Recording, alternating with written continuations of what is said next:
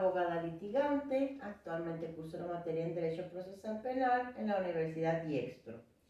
Este día veremos la materia Fundamentación en Derechos Humanos. El tema es la presunción de inocencia. Nos apoyaremos en el libro Presunción de Inocencia, Derecho Humano en el Sistema Penal Acusatorio, del autor Miguel Ángel Aguilar López, y en el apéndice de jurisprudencia relacionada, Presunción de Inocencia, precedente 249-54, en el párrafo primero, -19. Veremos la presunción de inocencia como regla del trato procesal, como regla de trato extraprocesal, como estándar de prueba y como regla probatoria.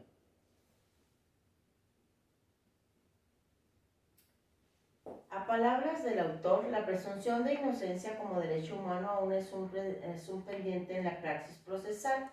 Es en el contexto de un sistema penal acusatorio y debe cobrar vigencia en su contenido jus filosófico garantista y neoconstitucionalista. En la actualidad se buscan mecanismos que otorguen eficacia y protección a los derechos humanos en primera instancia, a través de su constitucionalización, esto es, mediante la existencia en cada estado de normas de supremacía en los que reconozcan y garanticen. En segundo lugar, por medio de tribunales constitucionales e internacionales, ahora que empezamos los abogados a conocer la Corte Interamericana de los Derechos Humanos, los grupos de trabajo y los diferentes tratados internacionales en los que México es parte. Además, la oralidad adoptada por las reformas procesales penales en la legislación interna de los estados contempla la inclusión de cláusulas abiertas que garanticen, establezcan y tutelen el respeto y observancia de los derechos humanos. Dice el autor que este reto se aborda con las reformas constitucionales a nuestro sistema procesal penal de justicia penal. El Código Nacional de Procedimientos Penales de materia expresa regula la presunción de inocencia como principio fundamental en el sistema acusatorio con carácter de derecho humano. La idea es que a partir de la unificación de normas jurídicas sustantivas y procesales se cumpla con los objetivos para la aplicabilidad del sistema bajo sus principios básicos, siempre en pro de la persona. Principio pro persona. Y en estricto respecto a sus derechos humanos, que es de esto de lo que hablaremos en el estudio de la resolución hecha por la Suprema Corte de Justicia de la Nación, que se nos facilitó para su estudio, ya que tocaremos el debido proceso, que es donde el respeto a la dignidad y la libertad humana es el motor, y el sujeto imputado se presume inocente en cualquier etapa del proceso. Entonces, dice el autor, el marco conceptual que en esta parte del análisis nos remite al concepto de presunción de inocencia es el principio de presunción de inocencia es la tutela efectiva del inocente. Algo que también es importante mencionar, ya que también lo aplicaremos al momento de contestar las dos preguntas que se nos indicó en plataforma. La carga de la prueba para demostrar la culpabilidad del imputado corresponde a la parte acusadora conforme lo establezca el tipo penal. Esto viene en el artículo 20, inciso A, fracción quinta, constitucional. Es el Ministerio Público como encargado de la investigación de los delitos el único facultado para asumir la carga probatoria del acusado. Aquí hay que poner énfasis, ya que esto es lo toral en el estudio que haremos posteriormente.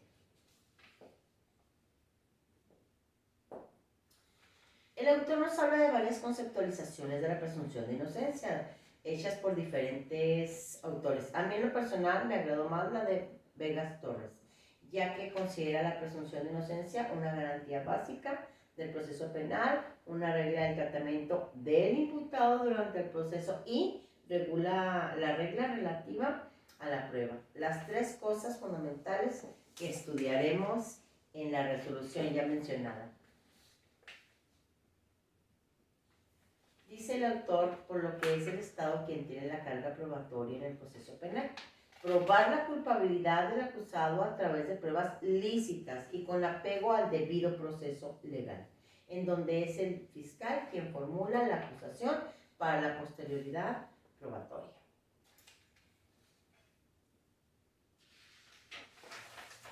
El principio, más allá de cualquier duda razonable, implica la obligación del fiscal de probar los elementos del delito sin trasladar a la defensa la carga probatoria. Por ello, se establece como un modelo garantista estructurado en principios y derechos que regulan el debido proceso penal, lo que fortalece el argumento principal al sostener que la presunción de inocencia, como principio informador del proceso, regla del trato o tratamiento procesal y regla de valoración de la prueba, emerge como el derecho humano que sustenta el sistema penal acusatorio, concomitante con el debido proceso y la defensa adecuada. Ahora bien, ya dicho todo lo anterior, iniciamos a analizar el amparo directo en revisión 1481 del año 2013, con un registro digital 24954 de la primera sala en la 10ª época. Y viene con el encabezado presunción de inocencia como estándar de prueba, como regla probatoria, como regla de trato procesal, como estándar de prueba y como regla probatoria. Nos iremos directo al fondo porque esto, para no estar viendo lo que vieron en cada etapa procesal o en cada resolución, trataré de ser bien concreta porque sí está así como muy repetitivo y tenemos muy poco tiempo. Bien, la primera sala determina que la cuestión que debe resolverse en el presente asunto consiste en determinar si los argumentos planteados en los agravios por la parte quejosa logran desvirtuar los razonamientos del tercer tribunal colegiado del 20º circuito para negar el amparo solicitado. De este modo, dice, las preguntas que se deben responder para resolver el presente recurso son las siguientes, que son las mismas que se nos indicaron para el estudio en la plataforma. La primera sería, ¿realmente el tribunal colegiado que conoció del asunto realizó un ejercicio inexacto de interpretación constitucional, como lo afirmó la parte recurrente? Y la segunda sería, el artículo 400 bis, párrafo sexto del Código Penal Federal, en la proporción normativa que dice y no pueda acreditarse su legítima procedencia, ¿realmente viola el principio de presunción de inocencia? Bueno, pues para poder analizar aún brevemente debemos dar lectura al citado artículo que a la letra I se tratará de hacerlo bien rápido. Artículo 400 bis, se impondrá de 5 a 15 años de prisión y de 1000 a 5 días multa al que por sí o por interpósita persona realice cualquiera de las siguientes conductas: adquiera, enajene, administre, custodia, cambie, deposite en garantía, invierta, transporte o transfiera dentro del territorio nacional de este hacia el extranjero o a la inversa, recursos, derechos o bienes de cualquier naturaleza con conocimiento de que proceden o representan el producto de una actividad ilícita, con alguno de los siguientes propósitos: ocultar o pretender ocultar, encubrir o impedir conocer el origen, localización, destino o propiedad de dichos recursos, derechos o bienes, o alentar alguna actividad ilícita. Para efectos de este artículo, se entiende que son productos de una actividad ilícita los recursos, derechos o bienes de cualquier naturaleza cuando existan indicios fundados o certeza de que provienen directa o indirectamente o representan ganancias derivadas de la comisión de algún delito y no pueda acreditarse su legítima procedencia. Ese va a ser uno de los elementos de lo que vamos a estudiar. Ahora bien, en los conceptos de violación expresados por los quejosos en relación a cuestiones de constitucionalidad, alegaron que la sentencia impugnada viola en su perjuicio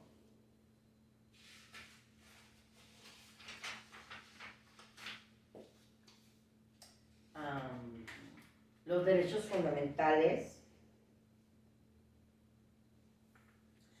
contenidos en los artículos 14 y 16 constitucionales, así como los contenidos en los preceptos 14.2 del Pacto Internacional de Derechos Civiles y Políticos y el 8.2 de la Convención Americana sobre Derechos Humanos, al incorporar la presunción de ilicitud en el tipo penal de operaciones con recursos de procedencia ilícita, violándose así el principio de la presunción de inocencia.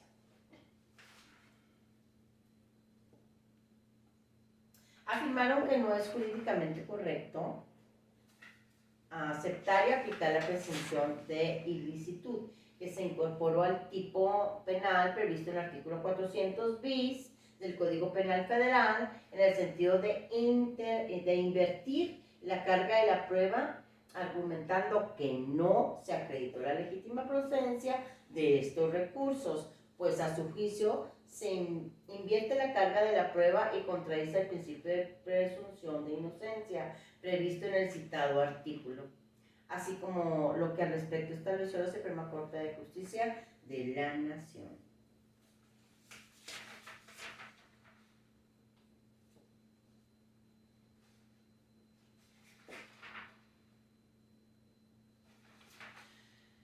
Manifestaron también que la sentencia impugnada se sustentó en el hecho de que no se comprobó la legítima procedencia de los recursos, violando así el principio de presunción de inocencia, pues afirma que jurídicamente no es aceptable que la falta de actividad probatoria del acusado sea suficiente para constituirse un indicio en su contra y apoyar en él una sentencia condenatoria. Las consideraciones emitidas por el tercer tribunal colegiado del 20º circuito fueron que calificó de infundados los argumentos de los quejosos en los que aducen que el párrafo sexto del artículo 400 bis del Código Penal Federal viola en su perjuicio la Constitución Federal, la Convención Americana sobre Derechos Humanos, Pacto de San José y el Pacto Internacional de Derechos Civiles y Políticos.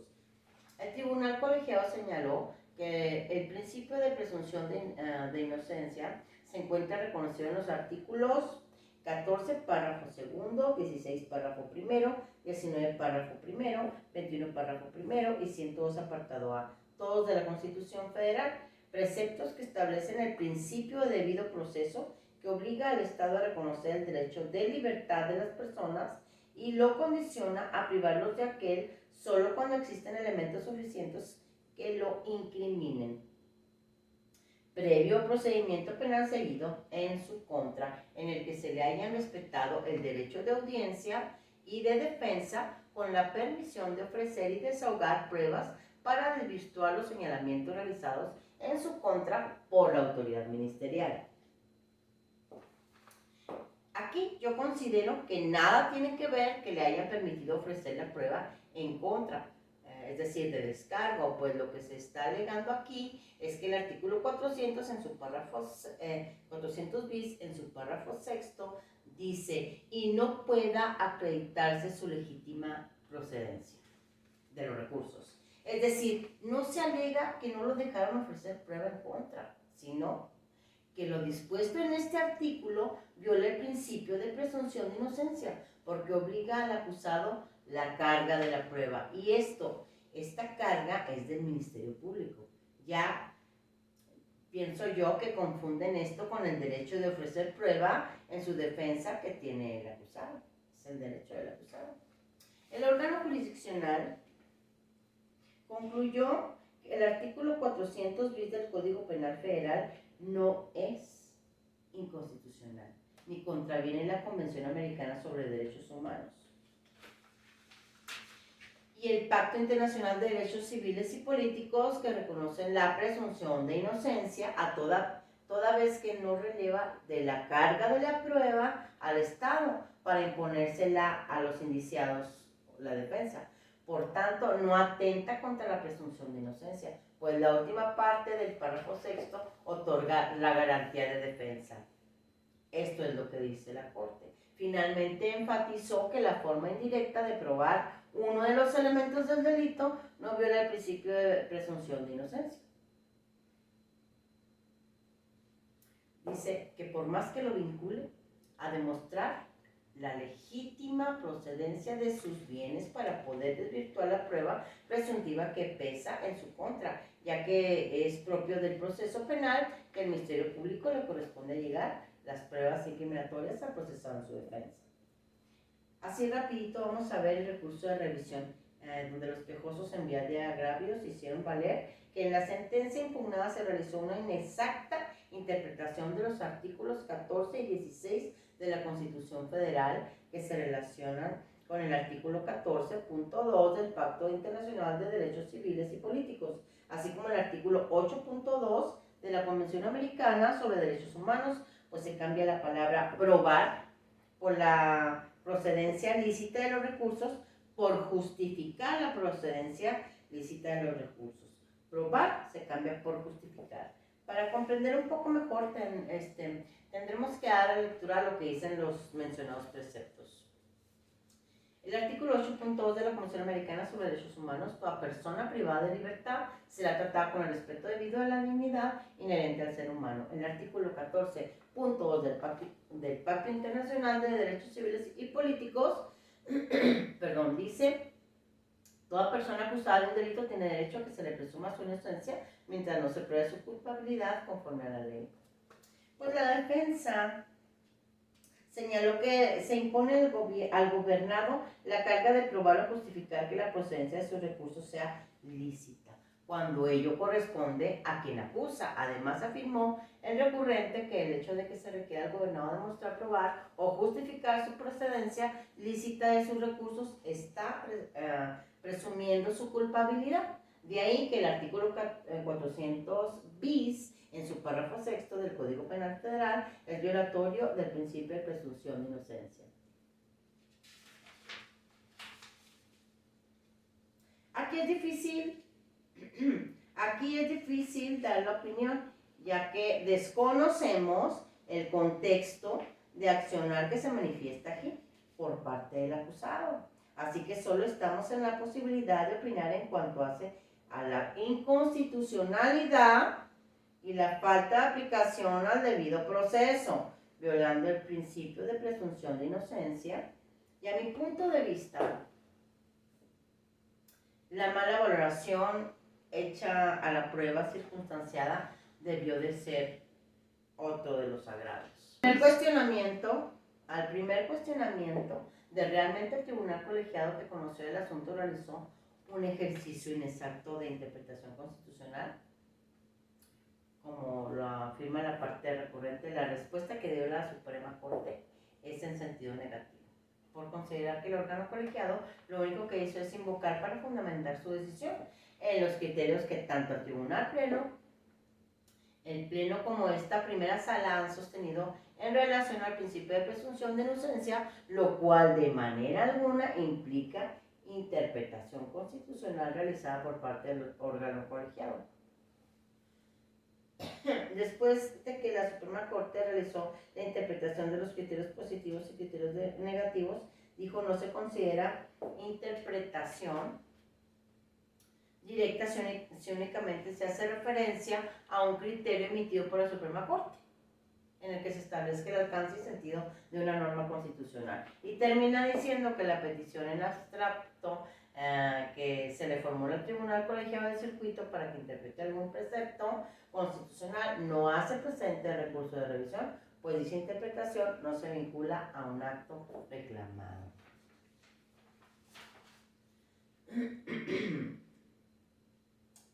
Esto es, sí.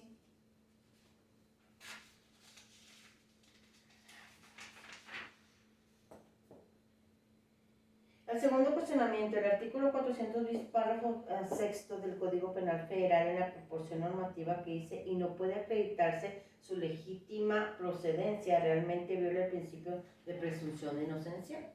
Bueno, la respuesta que dio la Suprema Corte de Justicia a la anterior interrogante también es negativa. Según la Corte, dijo que considera que para estar en aptitud de analizar si el párrafo sexto en proporción normativa que dice: y no puede acreditarse su legítima procedencia del mencionado artículo, vulnera o no el principio de presunción de inocencia, pues es necesario determinar si la Constitución prevé dicho principio y sus respectivos alcances.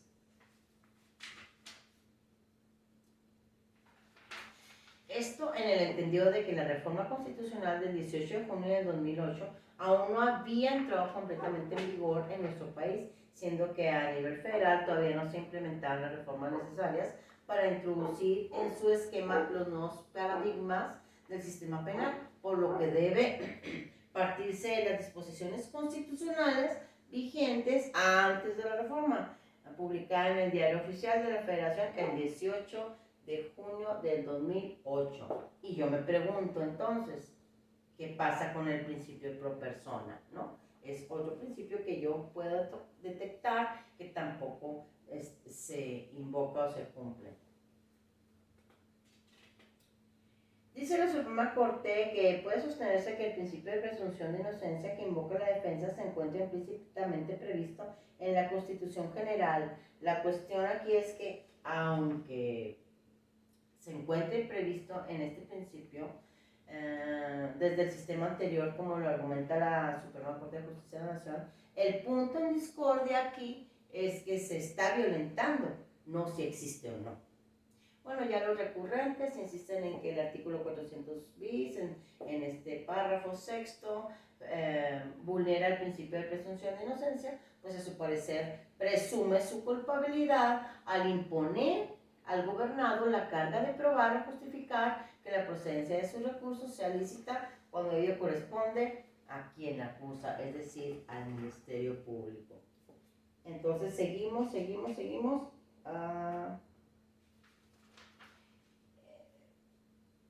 La Suprema Corte precisó los elementos objetivos, subjetivos y normativos del precepto en cuestión. Sin embargo, lo que nos ocupa o lo más interesante es el elemento normativo. La norma contenida en el sexto párrafo del artículo 400 bis del Código Penal Federal, es decir, si existen indicios fundados o certeza de que provienen directa o indirectamente o representan ganancias derivadas de la comisión de algún delito, no puede acreditarse en su legítima procedencia. Dice la Suprema Corte que en estas condiciones no resulta contrario a dicho principio, lo previsto en el sexto párrafo del artículo 400 bis impugnado, pues dice que este no revierte la carga de la prueba al inculpado, ya que el representante social deberá acreditar necesariamente determinados hechos, que concatenados entre sí den como resultado una presunción juris tantum, que acrediten los elementos del ilícito de operaciones con recursos de procedencia ilícita y la responsabilidad del procesado. En mi opinión, es lo mismo. Todas las circunstancias, como lo son la comprobación previa de determinados hechos o circunstancias, como lo son la actividad realizada, adquisición, enajenación, administración, etc., y el objeto respecto del cual se realiza recursos, derechos o bienes de cualquier naturaleza, en el lugar donde se realiza, el propósito con el que se efectúa la actividad, y todo con conocimiento de que proceden con una actividad ilícita. Es lo mismo. Que lo analice. Lo que quiero darme a explicar es, cuando digo que es lo mismo, es que lo que indica el párrafo sexto y que no se puede acreditar su legítima procedencia, porque si bien el MP pudiera acreditar todas las circunstancias que expresa el artículo 400 bis, menos el que se acredite su legal procedencia, ¿esto no debería ser que le falta un elemento al tipo penal del delito? Es decir, la redacción está mal y la falta de acreditación, a mi parecer, sí es invertir la carga de la prueba, porque si el acusador, o sea, el MP, no puede demostrar que lo es decir, lo hace con prueba circunstancial nada más, entonces, ¿por qué el acusado debe demostrar que no lo es? Esto sucede así, pero en la generalidad de los delitos, cuando el MP cumple con la regla o principio de acusar teniendo pruebas suficientes para acreditar la comisión de una o varias acciones, tipificadas como delito, lo que no sucede en este caso en particular, donde una prueba circunstanciada, donde con una prueba circunstanciada acredita y todavía al no tener prueba suficiente por sí misma, sino solamente un valor concatenado o manipulado, el acusado todavía debe probar que su procedencia es lícita. Lo que debería ser, a mi punto de vista, un elemento más del tipo penal con carga al MP. No sé si me expliqué. Bueno, también dice la Suprema Corte, ya para terminar, que el sujeto activo no tiene que probar su inocencia, sino simplemente ante la acusación de operaciones con recursos de procedencia ilícita tiene el derecho de desvanecer la imputación que le está formulando el Ministerio Público a través de la justificación de la procedencia lícita de los recursos, gozando en el fondo, en todo caso, de las garantías de defensa contenidas en el artículo 20 de la Constitución. Aquí entiendo que el imputado, como dijimos, tiene el derecho de ofrecer pruebas de descargo, pero el resolutor confunde este derecho con la inversión de la carga de la prueba.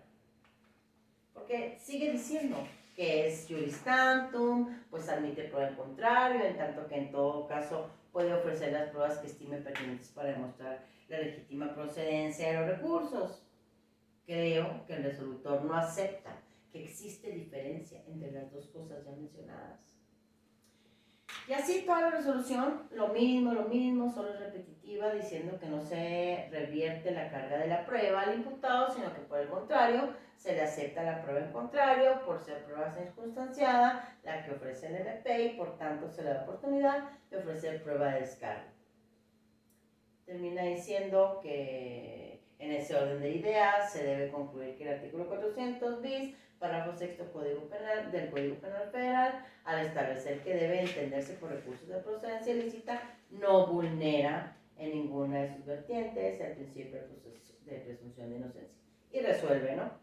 Como conclusión propia, les diré que creo que lo que dice la Suprema Corte de Justicia de que no es violatorio el principio de presunción de inocencia es incorrecto.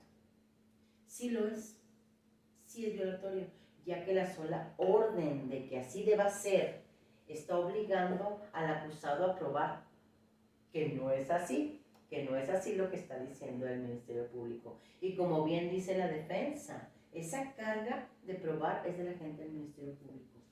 Por cuanto hace a lo que también dice la Suprema Corte del párrafo sexto del artículo 400 bis, y que dice, y no pueda acreditarse su legítima procedencia, pues aun y cuando es juris tantum, es decir, prueba circunstancial, y por esa razón acepta prueba en contrario, entonces ya no es violatoria del principio de inocencia. Es lo mismo, la parte acusada no tendría por qué ofrecer prueba alguna para acreditar nada. En todo caso, debería solo ofrecer prueba para desvirtuar la prueba directa y comprobada o probada ofrecida por el Ministerio Público, y no solo circunstancias juris tantum. Bueno, compañeros, espero no haber dejado más dudas de las que ya teníamos y haber podido hacerme entender. Me despido con afecto y nos vemos en el próximo video. Hasta luego. 8 minutos. ¿No me vas siguiendo? Goda, se me perdió.